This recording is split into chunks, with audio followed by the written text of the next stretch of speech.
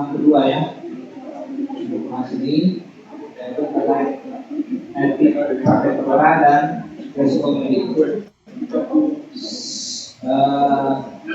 Setiap profesi ada etik, ya. Ada etik kedokteran, ada etik notaris, ada etik kejaksaan gitu, ya. Jadi yang sifatnya profesi itu akan ada etik. Kemudian perawat itu melekat ya dalam profesi. Dalam profesi akan diatur etik. Kemudian karena kita di kesehatan itu melakukan tindakan yang lain daripada ahli lainnya, sehingga juga ada risikonya, ya. Jadi kita sebutkan risiko medik, ya. Jadi itu juga hal yang melekat. Jadi kalau sesuatu yang risiko kemudian disampaikan itu sudah merupakan perlindungan hukum. Contohnya, Anda naik pesawat, risikonya apa? Jatuh, dan mungkin mendarat darurat di air dan sebagainya. Makanya ada safety briefing sebelum take off kan, itu bagaimana cara menggunakan taglingan, cara memakai pelampung, ya. Kalau Anda tidak pernah naik pesawat, ya tidak akan ada risiko jatuh dari pesawat, ya. Karena kita butuh pesawat, kemudian kita minimalisir risiko kita di safety briefing, ya, bagaimana keselamatan, ya. Jadi semuanya ada risikonya. Itu medis juga, ya.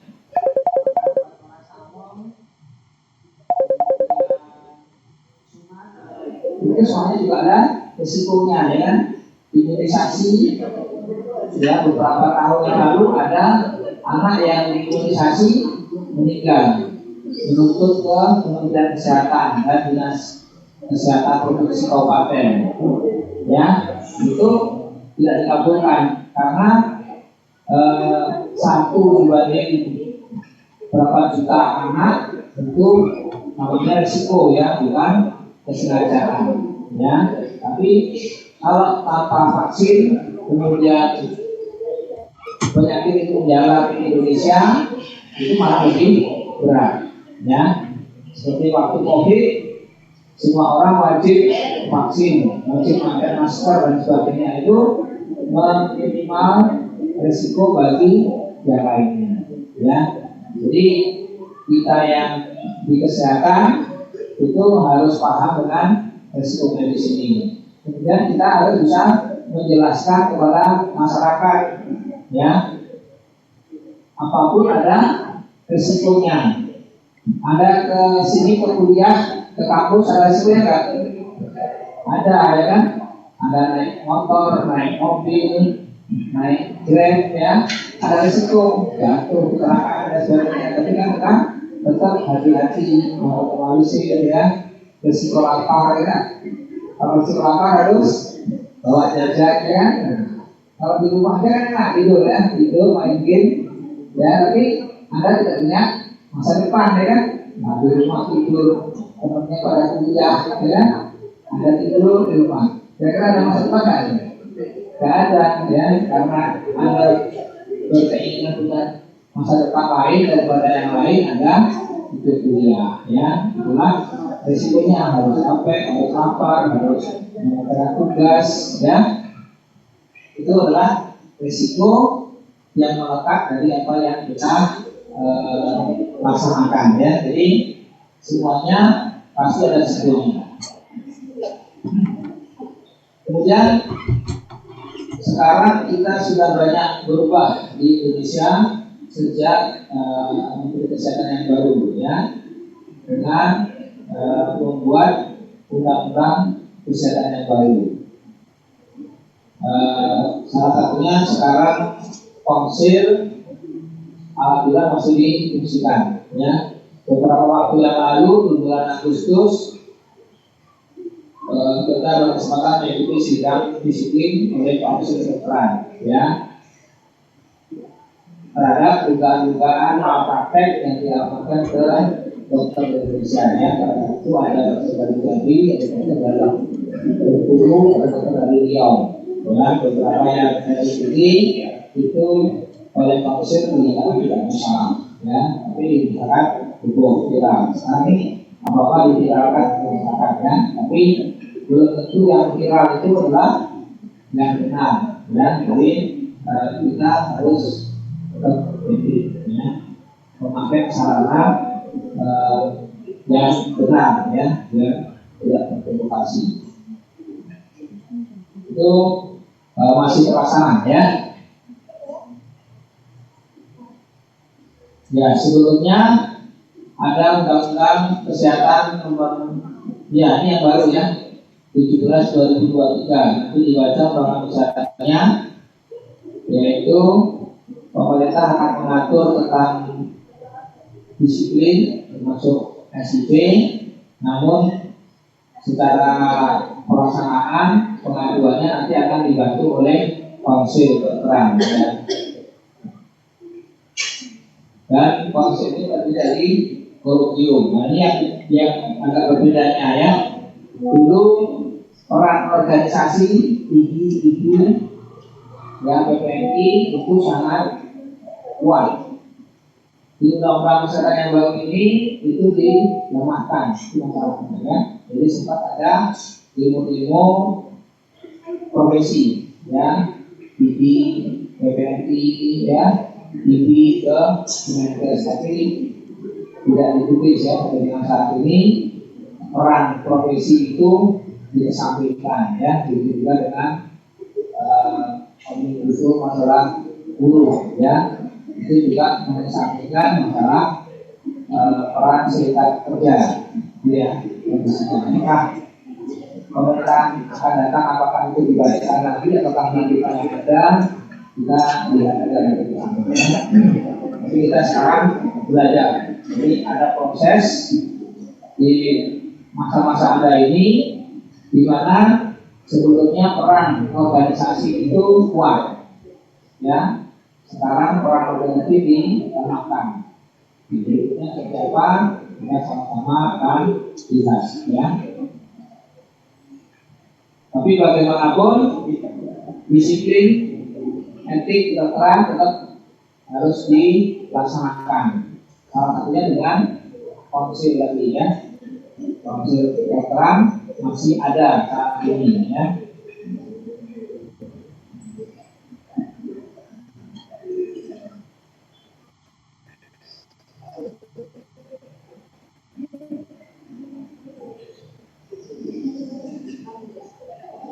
Kemudian di sana dalam praktek juga kita harus melaksanakan SIP. Dan perubahan drastisnya sekarang SIP adalah semundur. Kalau dulu setiap 5 tahun, ya. Sekarang SIP dibuat semundur seperti halnya KTP, ya. KTP juga semundur. Ini yang saat ini, ya. Apakah ada perubahan lagi? Perubahan baru kita lihat juga. Kemudian prinsip dari praktek kedokteran adalah perlindungan pada masyarakat yang luas dalam penyelenggaraan praktek kedokteran, ya. Pemberdayaan profesi dan institusi yang ada dalam penyelenggaraan praktek kedokteran. Ya, sekarang yang diberdayakan hanya AKI, ya, bukan dunia. Kemudian petunjuk bagi dokter dalam penyelenggaraan praktek kedokteran di Indonesia. Dengan adanya undang-undang kesehatan yang baru dan dibantu oleh konsil, itu akan terbentuk penyelenggaraan kesehatan yang baik.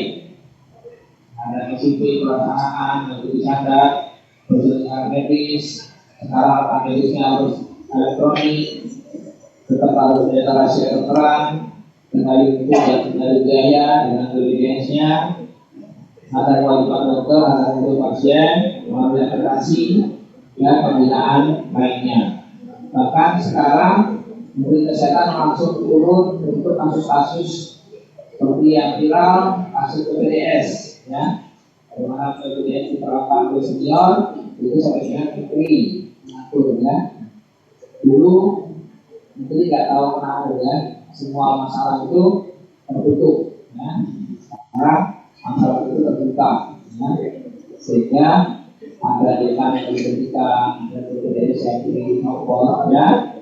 Ya, sisi negatifnya ada, mengurangi peran ini. Sisi positifnya ada juga, yaitu semua masalah yang selama ini tidak muncul di permukaan dan muncul dan langsung ditangani menteri, ya. Kita berharap memang akan jadi lebih baik, ya. Kalau ada yang mengalami itu kan berat juga, ya, seperti PPDS junior yang harus melayani senior, ya itu ya jelas, ya.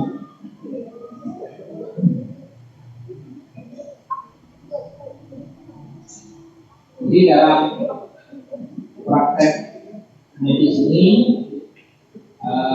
kita terkait dengan rumah sakit, yang korporatnya ada rumah sakit, kemudian etikolikalnya dari korupsinya, kemudian dari pasiennya, ya, bahkan dari masyarakat secara umum, ya, bahkan masyarakat yang tidak terlibat pun bisa mengajukan, ya.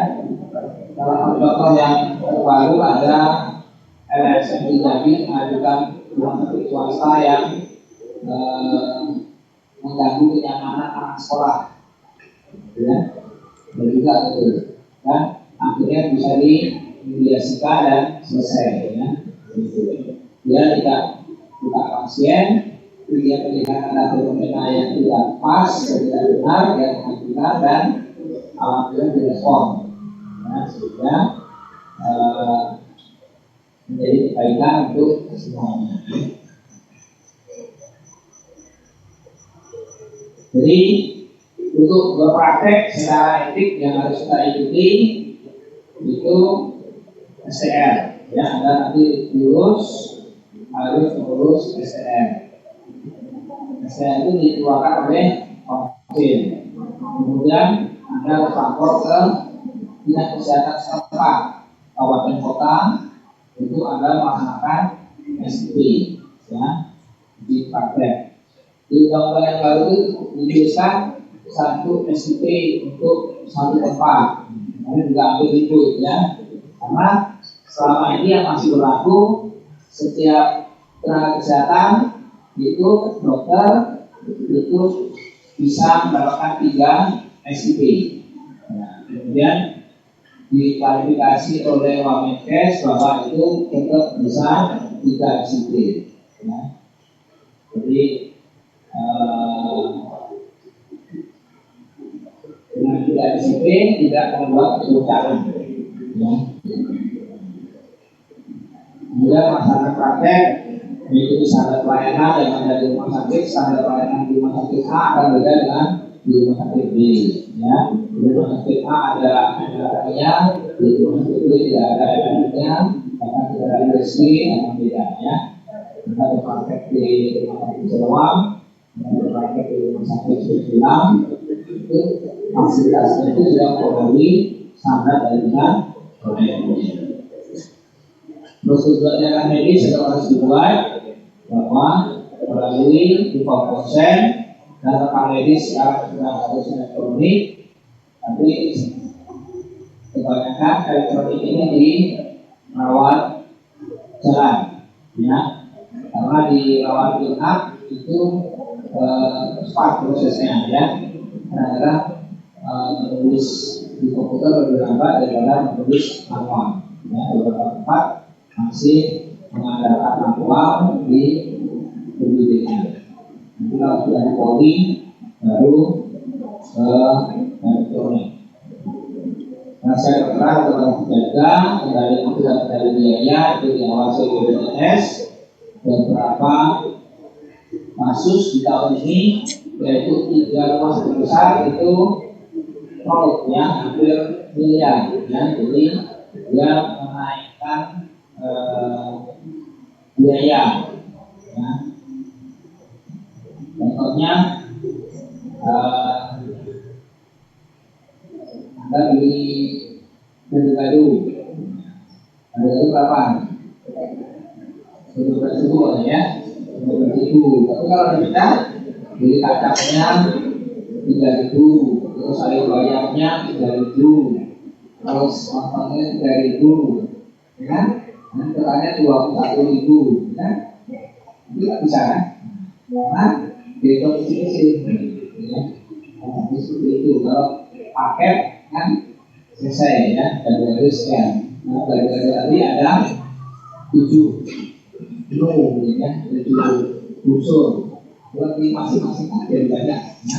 Itulah salah satu seperti itu ya, modus-modusnya sehingga sampai turun KPK katanya itu diharapkan ke depan tidak ada lagi rumah sakit yang nakal ya, membuat lab yang berlebihan. Kemudian hal kewajiban dokter berhubungi, hal kewajiban pasien harus diperhatikan pembinaan praktek kedokteran. Karena masyarakat beberapa mengadu ya, karena sesuatu yang sudah dijelaskan, sudah dipanggil pasiennya, pasiennya juga sudah dipanggil keluarganya, sudah diberikan uang buka pun ya, masih juga akan mengadu ya, padahal sudah dijelaskan dan diberikan kompensasi ya. Ini kondisi saat ini.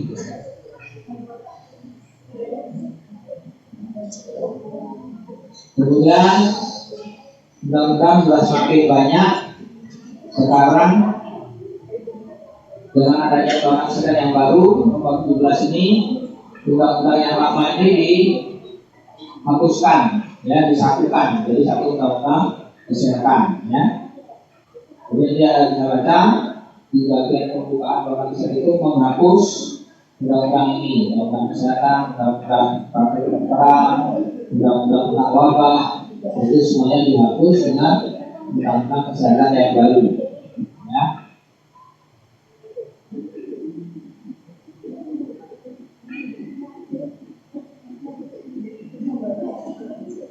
Kemudian dalam praktek ini kita juga masih ada kompetensi yang sekarang diatur oleh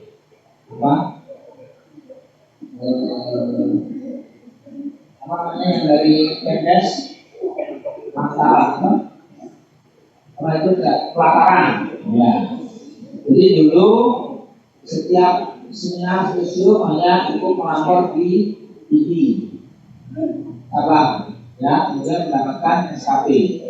Dengan undang yang baru itu mengesampingkan ID sehingga semua SKP itu harus melapor ke MS ya. Nah, ini yang bagusnya jadi terpakan dan tidak bagusnya sangat terbatas ya. Bagaimana pelataran melaksanakan kegiatan, kapasitas Zoom meeting itu tidak memenuhi semua tenaga kesehatan. Dan kalau semakin banyak Zoom nanti pasti kurang ya, karena lebih banyak mestinya tatap muka ya, offline ya. Ini ada juga kelebihan, ada juga keuntungannya ya. Yang keuntungannya orang-orang yang di daerah yang modalnya kecil tidak harus naik penerbangan, tidak harus menginap ya, dari rumah bisa belajar. Tapi yang belajar tadi bisa tidak serius ya kan, karena online ya. Itu tergantung masing-masing ya. Jadi setiap yang baru pasti ada sisi positif dan ada sisi negatifnya. Cuma bagaimana kita mensikapi ya.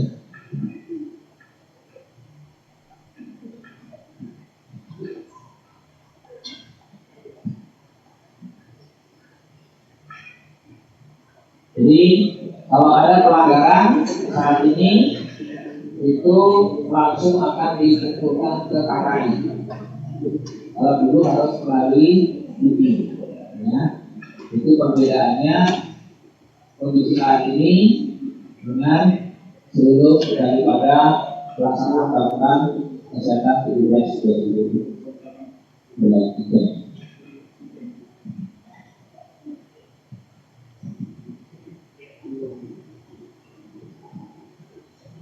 Tapi dari sisi KKI juga harus menegakkan disiplin, ya, mana dokter yang benar-benar melakukan pelanggaran tetap harus diberikan hukuman, ya.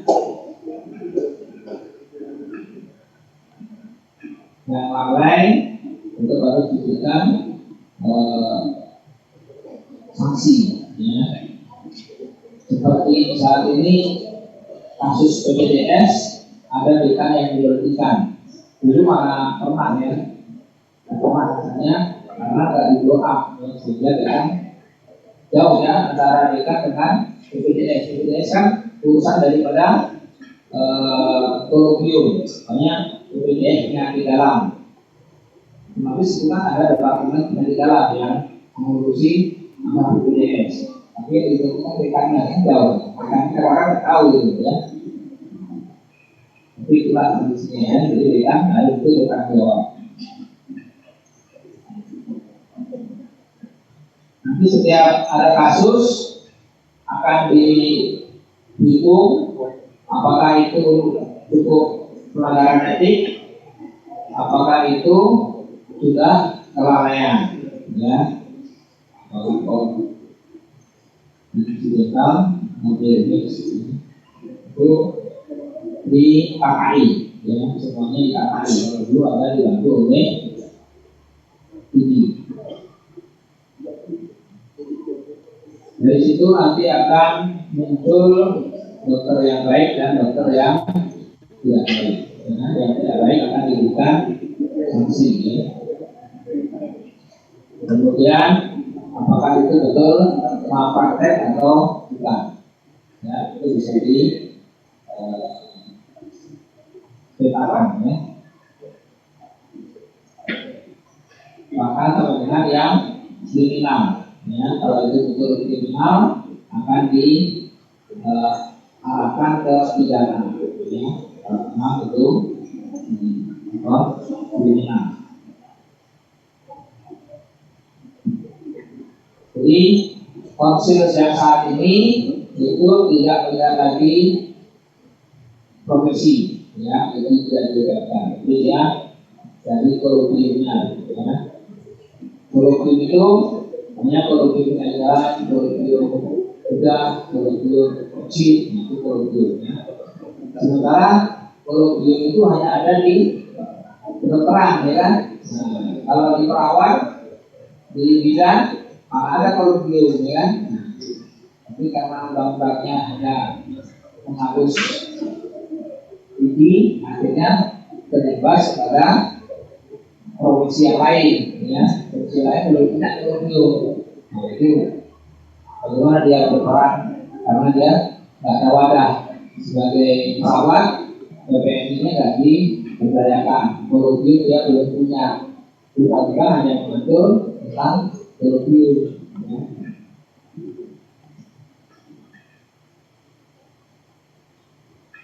Kemudian perlindungannya juga masuk diambil oleh pemerintah dan KKI, ya, tidak lagi melibatkan ini, ya.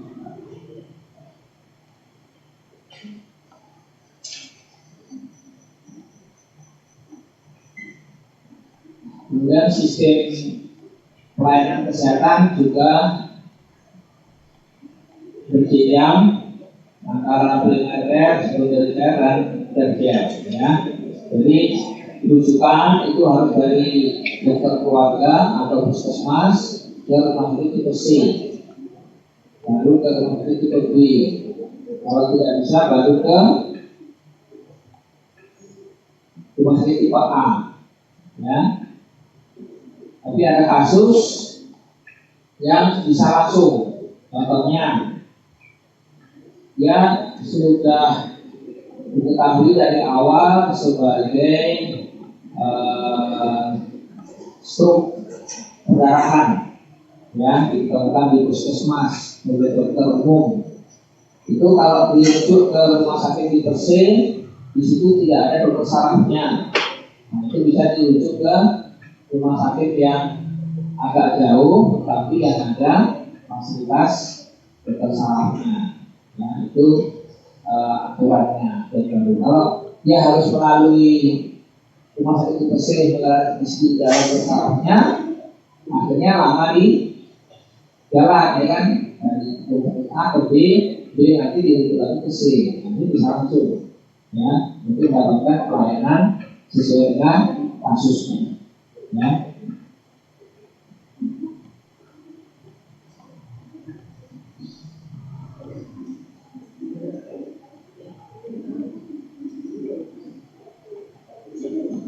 Kemudian sisi pembiayaan juga sekarang ada kelas rumah sakit tipe D, tipe C, tipe B, tipe A. Tapi ke depan itu akan dibuat kelas standar, ya. Kelas standar ini pelayanan banyak operasi usus buntu di semua rumah sakit itu tidak berbeda jauh, ya. Jadi paketnya jelas, ya.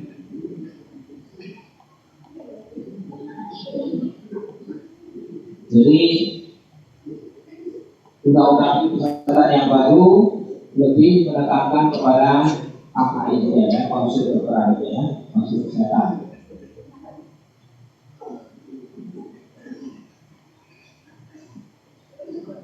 Jadi konsul akan mengatur nanti pengecekan PCR dan pengawasan praktek dokter, ya.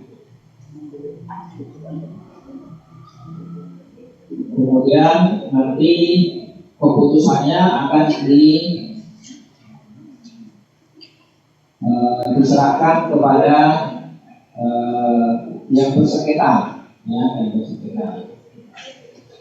Ini agak repot juga, ya. Kalau dulu kan semuanya diurus dengan ini, ya. Sekarang ini nggak dikasih peran.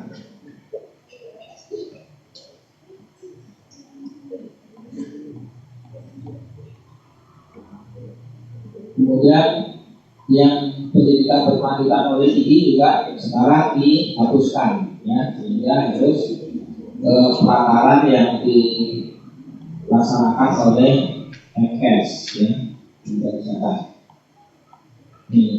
Sebagai sejarah pada saat itu konsil itu ada wakil-wakil dari ini, wakil-wakil dari dokter gigi, dari IFI, AIKDI, ya, pendidikan dokter, pendidikan dokter gigi. Kemudian tokoh masyarakat dari Kemkes, dari Kepiknas. Nah, ini semuanya diubah oleh undang-undang yang baru, ya, tidak lagi melibatkan profesi.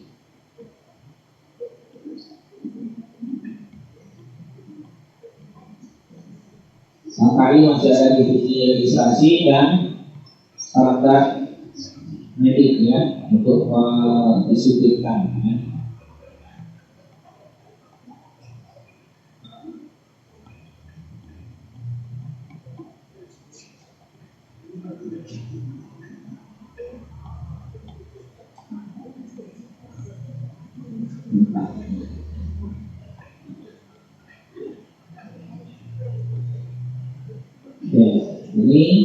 Ini tidak dibaca lagi. Dulu ada SAP yang diurus peneliti, kemudian komponen hal produksi ada etika, disiplin, dan hukum. Etik itu norma etik profesi luhur, kemudian norma sopan santun, kesejawatan, kepemimpinan, dan kebangsaan. Kemudian yang disiplin itu masalah kesehatan, kompetensi, dan komunikasi. Dan kompetensi kita sudah diberikan STR sekarang seperti itu ya.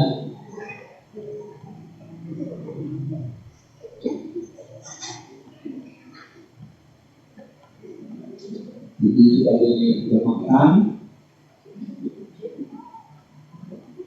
STR seperti terus. Kemudian bagaimana dengan dosa wargi juga sudah diatur. Itulah yang paling didemo oleh PD karena undang-undang yang kesehatan yang baru ini lebih longgar terhadap tenaga kesehatan dari luar. Ya, nanti bagaimana dengan pengawasannya ya? Takutnya nanti kita dibanjiri oleh dokter-dokter dari luar negeri. Nanti yang dikhawatirkan penyakitnya, mudah-mudahan tidak terjadi. Kalau itu terjadi, nanti seperti pekerja, ya. Pekerja itu bisa banyak yang menganggur karena yang bekerja orang-orang senang. Kalau itu merambah kepada dokter, nanti dokter-dokter bisa anggur, ya terjadi penyakit dokter dari luar. Ya. Itu yang diperjuangkan oleh profesi ini saat itu, ya.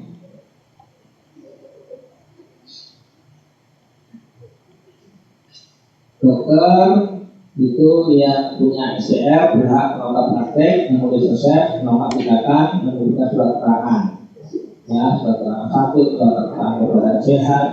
Sekarang ini tidak ada, ya kan? Bagaimana dia harus bertarung, harus keterangan dari kesehatan, ya, surat keterangan terbebas dari narkoba, ya, banyak ini. Boleh menyimpan obat, menjalankan praktek dan melatih serta menjalankan obat. Ya.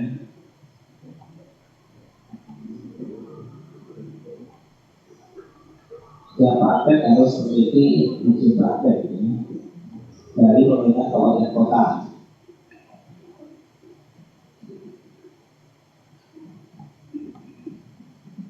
Maksimal 3 tempat itu masih mengikuti undang-undang yang sebelumnya, ya. Kemudian disiplin akan dibantu oleh dari KKI. Kemudian yang mengajukan profesi kesehatan itu bisa orang perseorangan, jadi sendiri yang bidang atau orang lain yang mengetahui ada yang dirugikan, ya. Soalnya dia bukan keluarganya, bisa juga mengajukan, ya. Kasus seperti dia, ada saya yang mengajukan,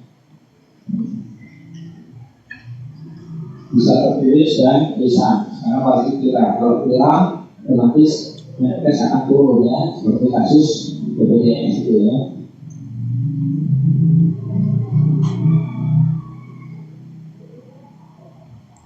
Tapi tetap hati-hati menggunakan sosial media, ya. Beberapa akan ditutup balik kalau itu berupa fitnah, ya, fitnah kepada rumah sakit ini, ya. Itu dengan undang-undang ITE bisa berbalik, yang mengajukan tadi akan dimenai undang-undang ITE. Jadi harus betul-betul datanya kuat, tidak boleh asumsi atau hoax, ya.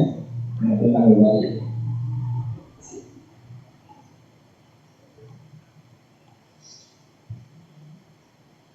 Pengaduannya, ya, berbagai pengaduannya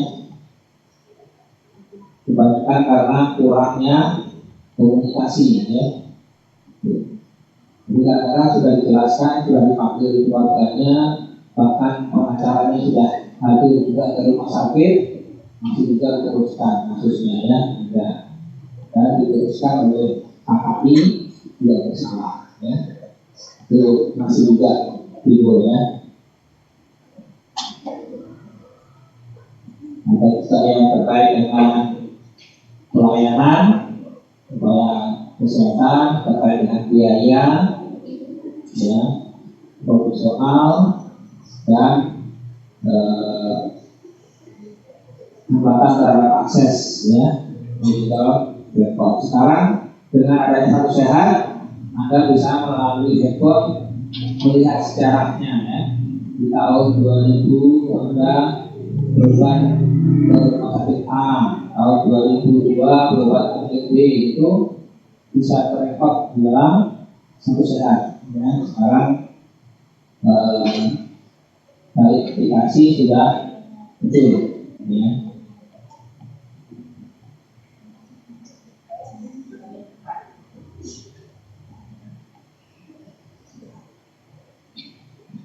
Ini sejarahnya kasus-kasus yang ada sebelum undang-undang kesehatan yang baru, ada yang dicabut izin, ya, ada yang dihukum dokternya, ada yang didenda, ada yang dokter palsu juga ada kasusnya.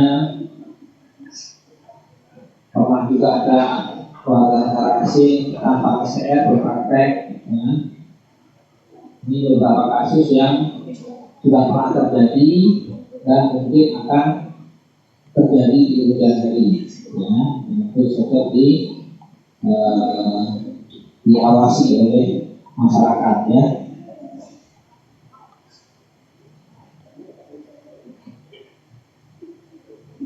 Kemudian ada tetap ada surat penugasan. Contohnya pada kondisi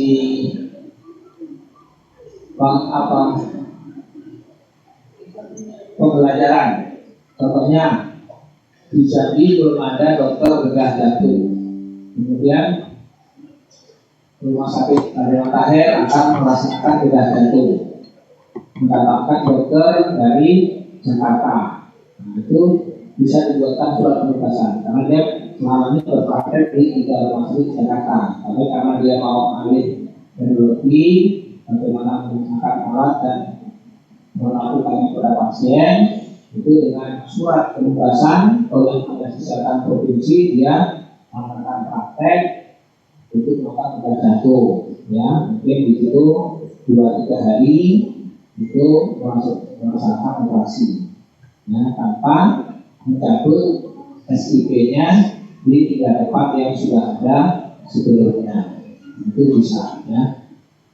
Dan juga nanti seandainya di Raden Matahir sudah punya tenaga baru, sementara di kabupaten itu tidak ada, tapi dia punya alat baru, itu bisa juga ditugaskan, ya, dokter ahli tadi ke kabupaten untuk surat penugasan untuk melaksanakan kegiatan dinas kesehatan tanpa harus mencabut SIP-nya yang sudah ada, ya, sudah sekarang. Itu juga dalam kondisi bencana, hanya pernah terjadi bencana di Aceh, tsunami, itu dokter diberangkatkan ke sana untuk 1 bulan.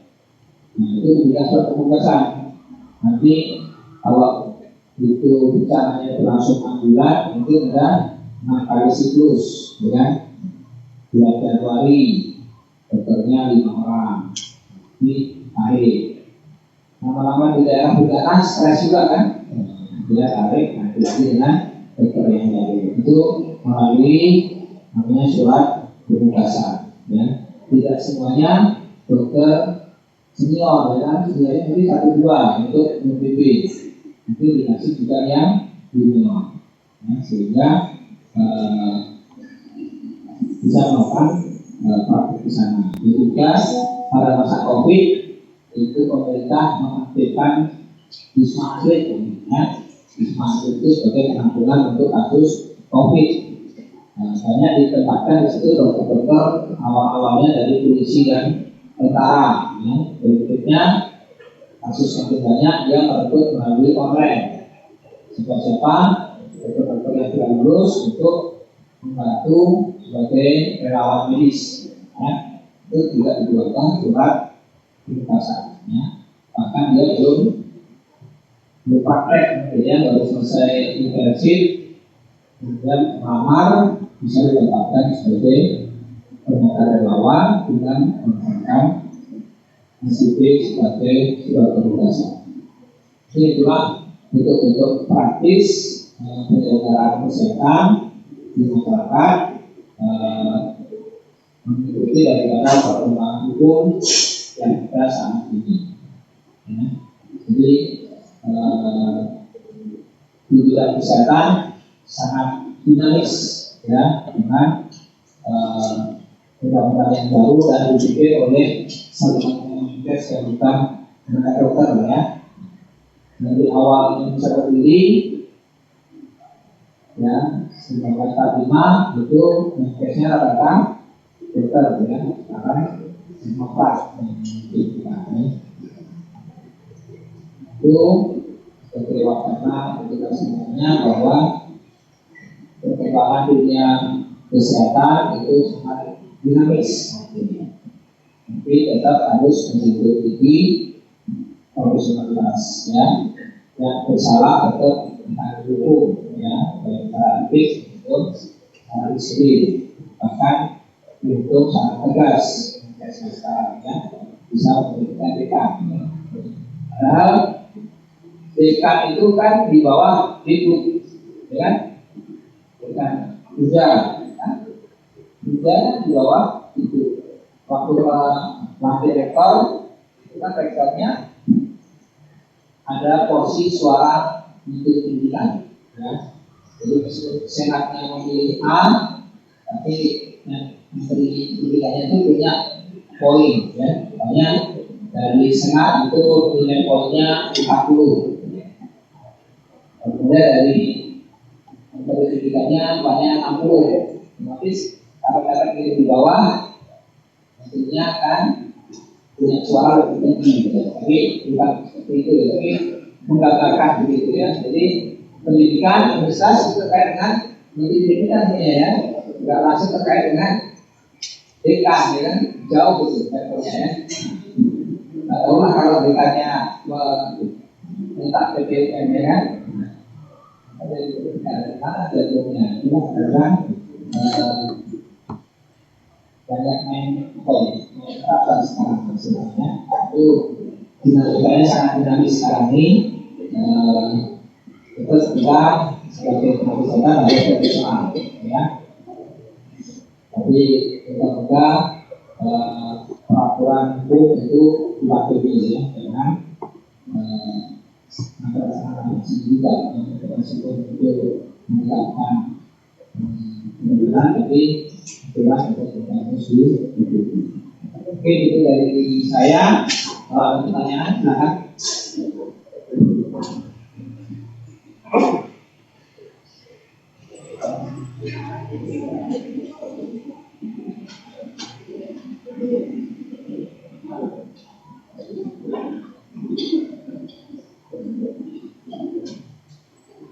Ada yang juga nih, yang Zoom ada juga ya.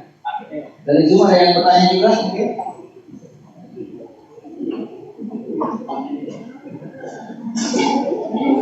Berapa ya? Ya, kemarin ya. Ya, semoga bermanfaat pertemuan kita kali ini, menambah wacana kita semuanya, dan beberapa di antara Anda mungkin ada yang konsentrasi di bidang hukum kesehatan berikutnya silakan ya, karena supervisi itu harus ditegakkan ya, meskipun kondisi saat ini di masyarakat bahwa hukumnya sedang banyak ditegakkan ya, kondisi saat ini. Jadi depan itu kita berupaya meningkatkan berkeadilan dengan ya, dari saya mohon maaf dari kekurangan. Assalamualaikum warahmatullahi wabarakatuh.